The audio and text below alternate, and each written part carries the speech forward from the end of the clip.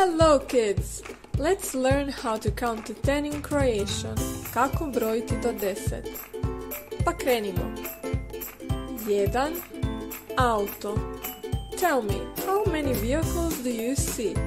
Koliko? How many? 1. Auto. 1. 2. 2. Vlaka.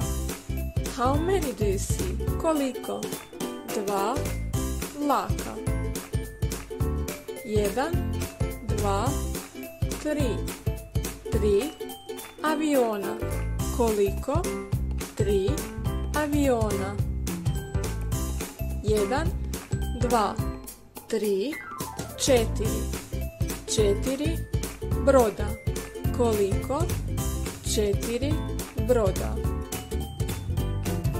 1, 2, 3, 4, 5. 5 kamiona. Koliko? 5 kamiona. 1, 2, 3, 4, 5, 6. 6 bagera. Koliko? How many? 6 bagera. 1, 2, 3, 4, 5, 6, 7. 7 traktora. Koliko? 7 traktora. 1, 2, 3, 4, 5, 6, 7, 8. 8 motora. Koliko? 8 motora. 1, 2, 3, 4, 5, 6, 7, 8, 9.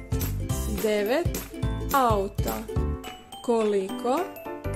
9 auta. 1, 2, 3, 4, 5, 6, 7, 8, 9, 10. 10 autobusa. Koliko? 10 autobusa.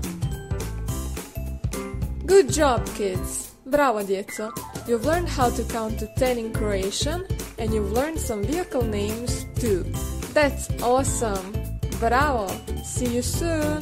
Bye! Created using Powtoon.